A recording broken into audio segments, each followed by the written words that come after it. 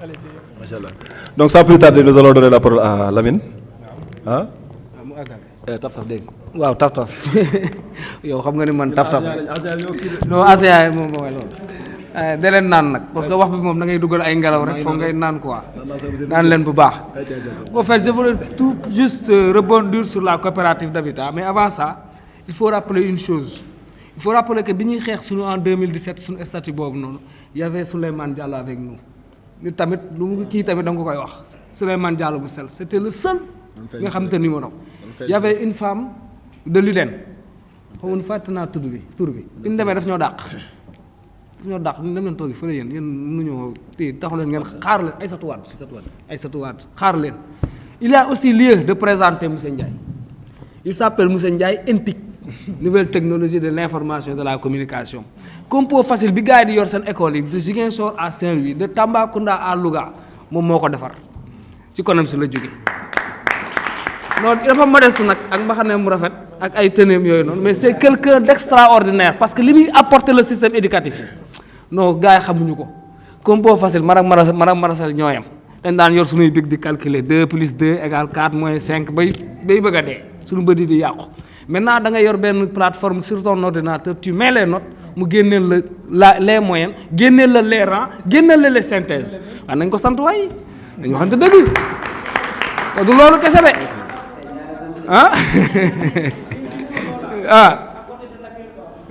c'est ça non dafa modeste rek mais wax dëgg yàlla c'est quelqu'un qui apporte beaucoup de choses au système éducatif sénégalais wax dëgg yàlla nañ ko waxta dee rek te ci konam si la jógee fierté la ñun buñ la gisee télé wala ñu gis la nga toog fenn ñu ne kii ñoo bokkoon génération man moom Aziz madame Mas kii Umilo ñun ñoo bokk génération ak Muniru première génération élève maître nous avons eu un bon recrutement d'abord parce que dañoo demee avec niveau bac mais avec une très bonne formation xaw nañoo dee 9 mois ni ñuy koccer couloir yi dañu jàngaloo 8h 16h on a fait une très bonne formation moo tax saa bi nga nee gars yi dañu am déedéet dañu am ay déedéet parce que dañoo dang laa min gars yi dañ daan gis inspecteur di daw wala di saw ñun duñ daw dañuy taxaw wax ak yow parce que nous on a légiféré dañu jàng suñu législation dañu jàng suñu déontologie dañu xam li ñuy def ba pare duñ ay yoruñu ay BFM plus 2 ak BFM ay maîtrisards boo fi nekk ay licenciés ak d'autres choses mais ñooñu li ñuy daw des gens issus de l'université ñoo ñëw ci njàngale mi li ñuy daw c'était ça nag looloo doon problème bi parce que 2013 2014 2015 non am na changement mais en 2016 ci la crise bi am parce que toog nañ un an yoo xamante ni Sénégal dañ doon grève rek en 2021 mooy bi ma doon masali di dem rajo ñuy défendre nos idées xaw na ñoo rey sunu doyens yi dañu doon téye dañuy maltraité dañuy jéem a nappanteeg ñun mais alhamdulilah ba ñun on a su guerre ak ñoom ba léegi ñoom ñoo nekk ci position ba la ñoom ñooy toog xaar ñoom ñooy xaar rek parce que génération bi fi nekk du ay génération yu nul c'est des gens pas nul sax mais c'est des générations yoo xam te ni jàng nañ am nañ bagage intellectuel am nañ background bu dëgër c'est ça la chose maintenant c'était juste pour indiwaat sunu waa ji rek parce que moom moo ñu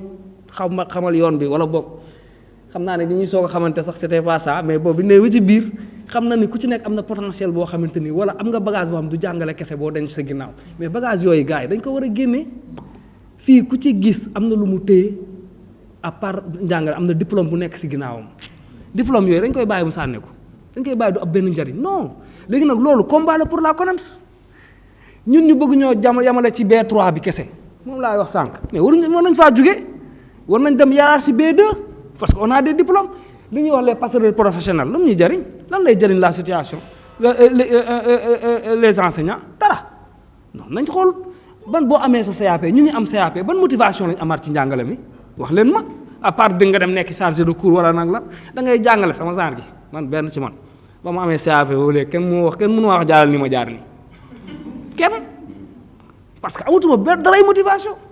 nañu motiver autre chose nañu wax ne def leen lii ak lii ak lii am na beneen diplôme bu lay xaar am na beneen passerelle bu lay xaar ñu amaat motivation demaat jàngalewaat dem wutiwaat ay diplôme gën a continuer ci enseignement bi c'était la chose boo xam ne fii fa ma wax ko pour élèves maîtres yi pour enseignants yi nga xam ni ñoo am nañ seen CAP ba pare am ay d'autres diplômes yoo xam te ne am na équivalence yoo xam ne mën na am njariñ maintenant pour la coopérative d'habitat gars yi la coopérative d'habitat de la CONEMS mu ngi permettre sax les sections sous-sections ñu regrouper en groupe de 20 wala de 40 ubbi seen compte di fa def seen versement Imaginez-vous si on a 10 adhérents exemple là rek 10 adhérents yoo xamante ni ñu ngi verser 25 000 francs par mois pendant les 12 mois c'est 300 000 imaginez 300 000 pendant 3 ans ça fait 7 200 000 ça va loolu jënd na 2 hectares Louga je vous jure 2 hectares Louga c'est 40 parcelles maintenant 10 yooyu dañuy am su ku nekk day am parcelle am ba pare mu am 3 parcelles yoo xamante ni mën na ko utiliser waat foofu laa expliquer coopérative d'habitat bi war naa mën a jóge fii mu nekk dem fu gën a kawe maanaam dootul ay parcelles ay logements ay habitation ay maisons la ñu war a construire sax di ko joxe on est 20 on cotise 25 000 francs par mois ça fait combien 500 000 je pense 500 000 francs par mois pendant 12 mois mu nekk annuel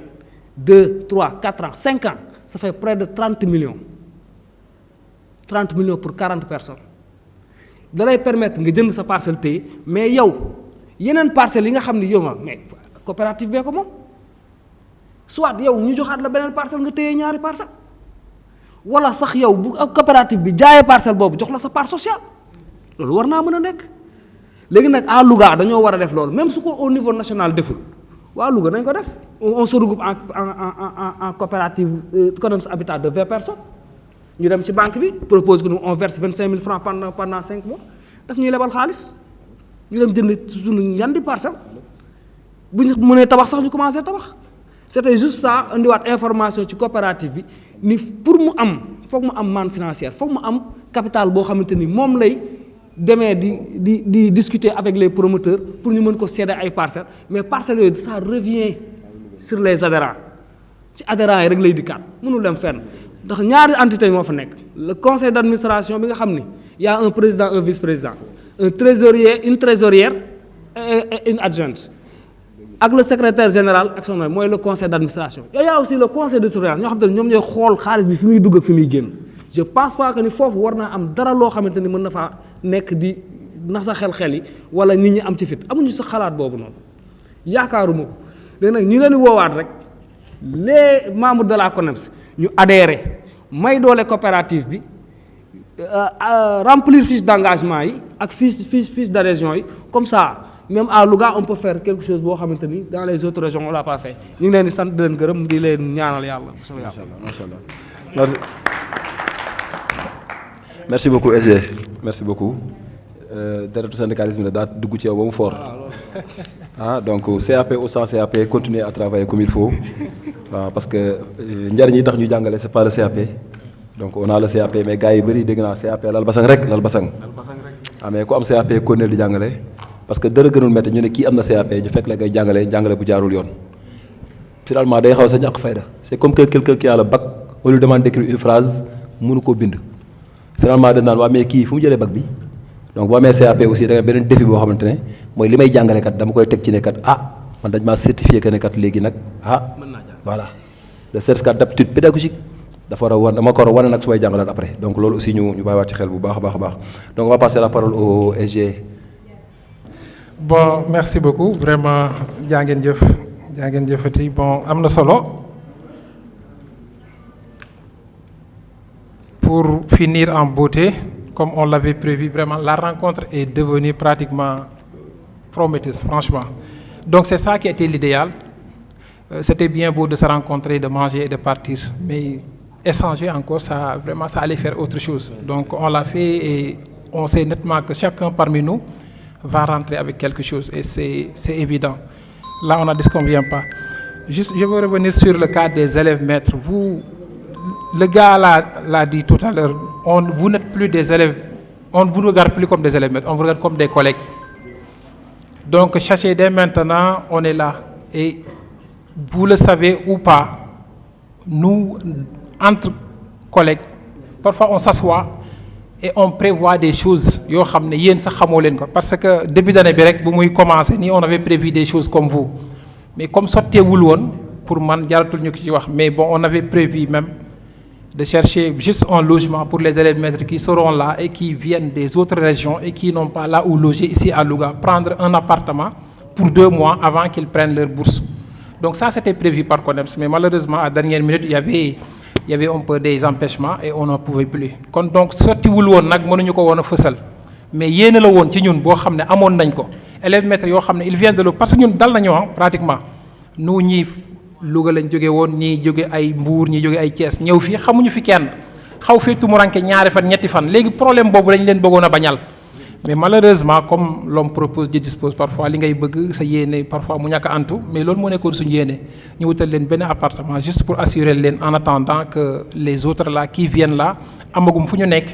ba keroog ngeen di retrouver wu commencé jot seen bourse mën a jël seen bopp en charge loolu moo nekkoon suñu yéene mais malheureusement mënul woon a aboutir moo tax yegguñ ci ak yéen donc pour vous dire que nous allons là nous sommes là et nous allons vous accompagner jusqu'à la fin inchallah si vous avez des choses à demander sur le plan pédagogique, sur le plan social, on est là. Donc, parce qu'on est des collègues. Et le rôle d'un syndicat, ce n'est pas rien d'autre que de défendre les intérêts moraux et capitaux des membres. Donc, CONEMS, son idéal, c'est ça. Son rôle, c'est d'être là pour les enseignants ou bien les élèves maîtres.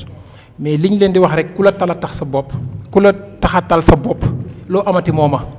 donc CONEMS gunge na leen fu ne gunge na gars yi fu ne en fait mais malheureusement lu ñuy seetlu neexut di wax parce que ñun bu ñuy def dañuy naan dañ koy def parce que seeni frère lañu mais lu ñuy xaar mooy revanche bi en retour au moins reconnaissance boobu enseignants yi di ko am ci CONEMS et ça pratiquement bi ñu seetloo daaw comme monsieur Malick wax na ko suivi bi day xaw a des ñun xëy na peut-être am nañ ci part de responsabilité parce que nit ki boo ko gungee muy def formation durant 9 mois vous voyez après ñu yóbbu ko ci beneen région bu fa demee CONEMS accueillir ko rek beneen syndicat mën na koo copte mu dugg foofu te man je vous dis vraiment fii mooy seen kër pour dire vrai c'est pas une question de vous endoctriner ou pas mais CONEMS est la famille des élèves maîtres parce que li ñu wax ni gis nga décret bi bu amul woon ñun ñii ñëpp dañuy yelwaani dinañ jàngale ba dee te duñ doon ay fonctionnaires parce que le système dont il a été légiféré il n'avait pas pris en compte les élèves maîtres. C'était un nouveau système qui a été édicté et qui n'avait pas pris en charge les élèves maîtres. Il a fallu qu'on tape sur la table pour que les choses se décantent. Décanté wu na ñoo ngi ciy sant yàlla bu baax tey élèves maîtres yi ku ci génn ku ne tu vois nettement que tu vas tôt ou tard devenir un fonctionnaire. Tu vas rentrer dans la fonction publique. Ça c'est un combat boo xam ne CONEMS moo ko mené moo ko gagné te fu ñu toog on en est fier dañ ciy bàkk suñu bopp. Vous voyez donc juste pour vous dire que ici c'est votre famille ne vous en faites pas inchallah on va travailler en collaboration avec la CONEMS de Kébémer la CONEMS de Linguère et la CONEMS de Louga parce que c'est nous dans nous ne vous en faites même pas si vous avez des problèmes contactez-nous nous sommes à votre disposition nous allons vous expliquer nous allons vous montrer la voie nous allons baliser la voie pour vous inchallah rabbi voilà pour après bu ma jógee foofu bon juste pour vous dire que j'ai entendu tout à l'heure que ñuy naan seen bourse yi xaw ma ba tey ñëwagul si c'est avéré ou pas si c'est vrai ñëwagul ba tey donc c'est dommage et Inch'Allah on n'hésitera pas de passer là où on doit passer pour vous soutenir bu soobee suñu borom parce que c'est un peu inadmissible bientôt 2 mois 2 mois sans bourse vraiment c'est un peu inadmissible c'est un peu négligent donc Inch'Allah rabbi nous serons derrière vous et nous on va faire Inch'Allah on va voir ce qu'on peut faire pour vous pour que la situation se décante Inch'Allah on est là donc n'hésitez pas nous serons avec vous Inch'Allah donc à part ça j'aimerais remercier encore vraiment tous ceux qui sont là ici présents qui viennent de près ou de loin il y a un ami qui vient de Darou Mouhty monsieur Atir vraiment il faut le rendre un grand hommage un vibrant hommage même vraiment